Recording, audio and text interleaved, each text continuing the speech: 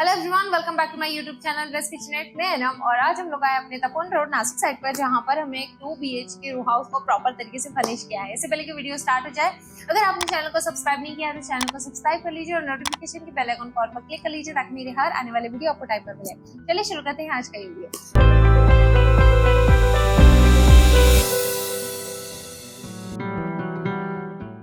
Right now अभी हम living room में हैं। लिविंग रूम में इस वीडियो की सबसे खास बात ये रहेगी कि इसमें क्या मटेरियल यूज हुआ है, कितना प्रोडक्ट यूज हुआ है, क्या क्या यूज हुआ है और इसके मेन एक्चुअल टाइम ड्यूरेशन कितना था और अमाउंट कितना लगा। ये सबसे ज्यादा इंपॉर्टेंट है ताकि आप अगर अपने घर के लिए प्लान करें तो आपको काफी बेसिकली आइडिया आ जाएगा कि कितना बजट जा सकता है। राइट नाउ अभी हम जहाँ पर हैं ये लिविंग रूम वाला एरिया है, जहाँ पे एक टीवी यूनिट है, मंदिर है, सेंटर टेबल है, एक स्ट्रेट पूरा सोफा सेट है जहाँ से नेहा शूट कर रहे हैं और एग्जैक्ट उसके बाजू में हमने एक छोटा सा 3 फीट का लॉन्जर ऑर्गेनाइज किया है जो कि मल्टीपर्पज अकॉर्डिंग यूज हुआ है। अगर ज्यादा गेस्ट आए तो उसे एज अ सिटिंग एरिया के हिसाब से हम उसे मूव करके कहीं पे भी एक्सेस कर सकते हैं, मंदिर के सामने एक्सेस कर सकते हैं। इस हिसाब से हमने ऑर्गेनाइज किया है। टीवी यूनिट की साइज अगर मैं बता दूं तो लगभग 6 बाय 7 फीट का हमारा टीवी यूनिट है। इसमें सबसे ज्यादा प्रॉब्लम ये है कि इस पूरे प्रोजेक्ट को हमने 50% मॉड्यूलर किया है, 50% होममेड किया है। रीजन ये था कि जहाँ पे लिविंग रूम वाला स्पेस है यहाँ पे काफी जगह थोड़ी सी ब्लॉक्स आए थे, खटकी वगैरह आई थी जिसे हम मॉड्यूलर में एडजस्ट नहीं कर पा रहे थे। तो यहाँ पर हमने पूरा टीवी यूनिट होममेड प्रोसीजर के साथ किया है। तो ऊपर अगर आप देखोगे तो ऊपर लगभग 6 इंच का ब्लॉक है जो कि हमारे फ्रंट पे आ रहा था, तो पीछे काफी ज्यादा गैप हो रहा था, तो वो सारी प्रोसीजर में हमने होममेड वाला प्रोसीजर किया। तो यहाँ पे हमारा नीचे का सिटिंग एरिया पूरा हैंग किया है ताकि नीचे क्लीनिंग वाला पर्पस हमारा क्लियर रहेगा। और घर में छोटे बच्चे हैं तो छोटे बच्चे की वजह से फर्नीचर में हमने कुछ ऐसे चैलेंजेस फेस किए जिसको हमने थोड़ा फॉरन मॉडिफिकेशन करके उसे चेंज कर दिया। लाइक एग्जांपल के तौर पे मैं कहूँ तो यहाँ पे सोफा था, सोफा हमारा स्टोरेज वाला था तो पूरा फर्नीचर में आता है, बट उसकी प्रॉब्लम ये थी कि जो हैंडल था, बच्चों की काफी ज्यादा मस्ती रहती है, तो हैंडल को हमने चेंज करके पूरा फुल कुशन में कवर कर दिया, जो फिनिशिंग वाइज भी काफी अच्छा लगा। कुछ यूनिक चीज बन गई यहाँ पर। और नीचे 3 मल्टी स्टोरेज अकॉर्डिंग ड्रावर रखी है जो कि पूरे व्हील के साथ आप मूव करके पूरा मल्टी स्टोरेज कर सकते हैं। मिडल में हमारा सेंटर टेबल है। यहाँ पे मैं बताऊँ इस पूरे प्रोजेक्ट में लगभग 80% सारा मटेरियल और सारे कलर कॉम्बिनेशन हमारे ईसी के कॉम्बिनेशन के साथ है, क्योंकि ऑलरेडी ईसी पे same laminate, same furniture design, ये सारी चीजें ऑलरेडी है जो क्लाइंट ने एट द एंड देख कर ही पसंद कर लिया और वही सेम टू सेम हमने इस घर में असेंबल किया है।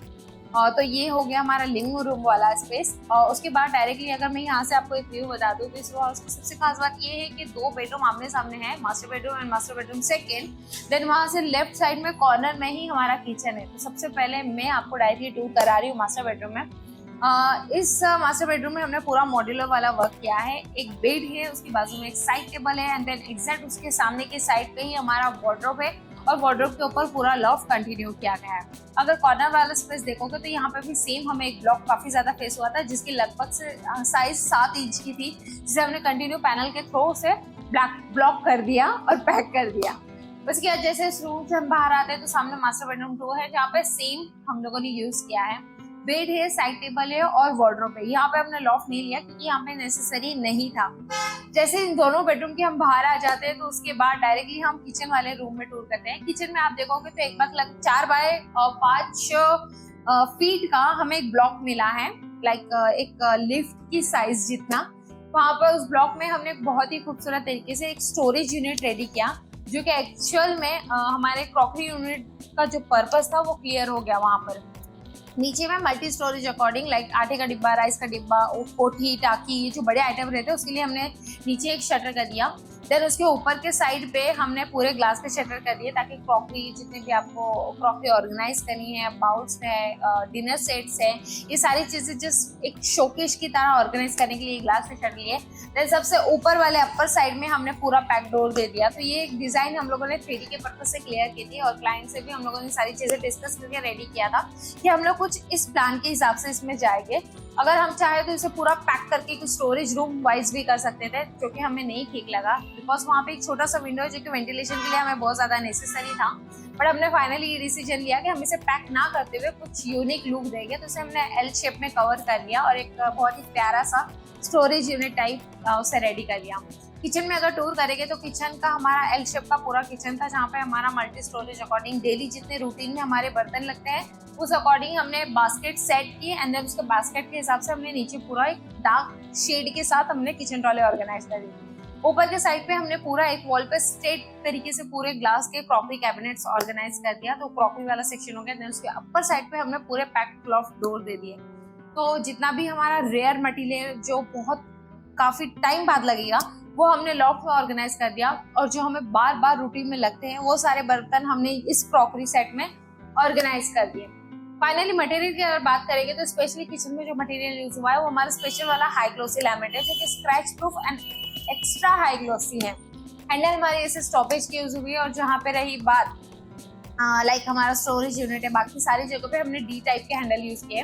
बेडरूम में जितने भी हैंडल्स और ये सारी चीजें थी हार्डवेयर की, वो सब हमने गोल्डन फिनिश के साथ ऑर्गेनाइज किया है, क्योंकि हमारा लिविंग के पास से ही सारी थीम्स क्लियर थी कि हम एक गोल्डन कॉम्बिनेशन तो डेफिनेटली लेंगे, क्योंकि यहाँ पे हमारा एक्चुअल में जो लैमिनेट यूज हुआ है वो हल्का सा गोल्डन फिनिश का है, जिसमें एक्चुअल में हार्डवेयर की फिनिश काफी ज्यादा मैच होती है। तो टीवी नेट के ऊपर भी जो हमारा एक्रेलिक यूज हुआ है वो भी गोल्डन फिनिश का ही है, तो उस बेसिस पे हमने रूम के सारे हार्डवेयर भी गोल्ड फिनिश के साथ ही गए हैं। तो वो सारी चीजें हमारी वहीं पर क्लियर हो गई। किचन में जितना भी मटेरियल है लाइक उसके अंदर एसएस फिनिश वाला और बाहर के पैनल जो हम खुद मैन्युफैक्चरिंग करते हैं उसका हम आपको लाइफ टाइम वारंटी देते हैं। बाकी हार्डवेयर वो जिस भी ब्रांड का लोगे उस हिसाब से आपको पॉलिसी और वारंटी गारंटी दी जाती है। फर्नीचर में BWR boiling water resistance ply use हुआ है, बोथ साइड लैमिनेट होता है, और जो भी आप चॉइस करते हो उस हिसाब से 1 mm को पूरा लैमिनेट लगा दिया जाता है। आप होममेड कीजिए, मॉड्यूलर कीजिए, कोई भी प्रोसेस में आपको लाइफ टाइम वारंटी दी जाती है।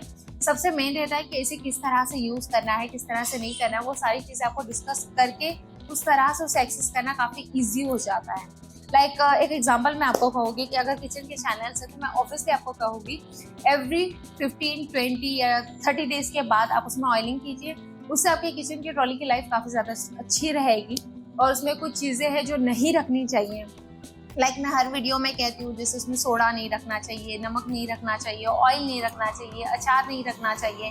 ये सारी चीज़ों से उससे काफ़ी ज़्यादा प्रॉब्लम आ जाती है। और जब भी आप कुकिंग करते हो तो उस टाइम पे आपकी बास्केट ओपन नहीं रहना चाहिए, उस टाइम पे आप मोस्टली खुद रखिए, क्योंकि मोस्ट ऑफ टाइम पे मैंने ये चैलेंजेस फेस किया है कि लोग बास्केट ओपन रख के चपातियाँ वगैरह बेलते हैं तो उसका आटा पूरा उस बास्केट में गिरता है, जिससे आपकी चैनल को बहुत जल्दी मेंटेनेंस आ जाता है। और कुछ जगह पे तो मैंने इतना भी देखा है कि छोटे छोटे बच्चों को लोग बास्केट ओपन करके उसमें बिठा देते हैं, तो उसमें भी काफी ज्यादा चैलेंजेस फेस होते हैं कि एक्चुअल में बास्केट की वेट कैपेसिटी जो हम कहते हैं कि 40 to 50 kg, वो एक मटेरियल की कैपेसिटी है, नॉट पर्सन की। तो उसमें आप बच्चों को ना बैठाया कीजिए, ये सारी चीजों से आप अलर्ट रहिए। उम्मीद करती हूँ आज का वीडियो आप लोगों को पसंद आएगा। फाइनली पे आप लोग ये सोच रहे होंगे कि इस पूरे प्रोजेक्ट का कॉस्ट कितना गया। मैं अगर आपको बता दूं तो अभी एक चीज और बाकी है, बाहर का सेफ्टी डोर, जो कि बहुत ही प्यारा सा एक यूनिक छोटा सा सेफ्टी डोर वगैरह ऑर्गेनाइज हुआ है। ऑलरेडी बिल्डर की तरफ से एक डोर उन्हें मेन डोर प्रोवाइड हुई थी, जिसका लैमिनेट भी हमने चेंज किया। ऑब्वियसली अगर आप सेफ्टी डोर प्लान करते हो उसका लैमिनेट कुछ और आपकी मेन डोर का कुछ और, तो वो सारी चीजें हमने चेंज करके कुछ मॉडिफिकेशन किए हैं। उसका टूर भी मैं आपको करा देती हूँ। उसका हम लोगों ने कलर थीम बहुत क्लियर रखा था कि हम डार्क और एक व्हाइट कॉम्बिनेशन लेंगे, जो काफी ज्यादा अट्रैक्टिव लगा हमें फ्रंट वाले डोर पर। तो ये पूरा उस सेफ्टी डोर का लुक और एग्जैक्टली इसके मिडल की design, wow I am very impressed. जिसने भी ये किया मुझे बहुत पसंद आया। ये एक्चुअल में देखा जाए तो ये मशीन का काम है, लेकिन बहुत अच्छी डिजाइन चॉइस हुई है इसके अंदर। तो फाइनली ये पूरे टूर के बाद अगर फाइनल में अगर अमाउंट की बात करो तो ये पूरा प्रोजेक्ट 8 लाख के करीब गया है। ये कस्टमाइज चीज़ है, जैसे जैसे आप साइजेस लेते हो, मटेरियल लेते हो, क्वालिटी लेते हो, उस हिसाब से अमाउंट भी प्लस माइनस होती है। ज़रूरी नहीं कि हर किसी के घर में इतना ही फर्नीचर लेना चाहिए। किसी को जस्ट नीड है कि उसे वार्डरोब चाहता है स्मॉल सा, क्योंकि वार्डरोब के साइजेस पे भी डिपेंड है। हमारे यहाँ के वार्डरोब काफ़ी ज़्यादा बड़े बड़े हैं। तो अगर आप अपने घर के स्पेशली कंसल्ट करना चाहते हैं कि कितना बजट जाएगा, कैसे डिज़ाइन जाएगी, तो आप नीचे दिए गए नंबर पर कॉन्टैक्ट करके वो सारी चीज़ों के बारे में डिस्कस कर सकते हैं। और सबसे खास बात गुजरात वालों के लिए, हम लोगों ने गुजरात में अपना एक फ्रेंचाइजी शुरू कर दी है। तो अगर आप भी अपने वहाँ पर बनवाना चाहते हैं तो आप नीचे दिए गए नंबर पर डिस्कस कर सकते हैं। उम्मीद करती हूँ आज का ये वीडियो आप लोगों को पसंद आया होगा। चैनल को सब्सक्राइब कीजिए, वीडियो को लाइक कीजिए और जितना चाहे उतना शेयर कीजिए। मिलता है अगले नए एपिसोड के साथ, तब तक के लिए बाय बाय।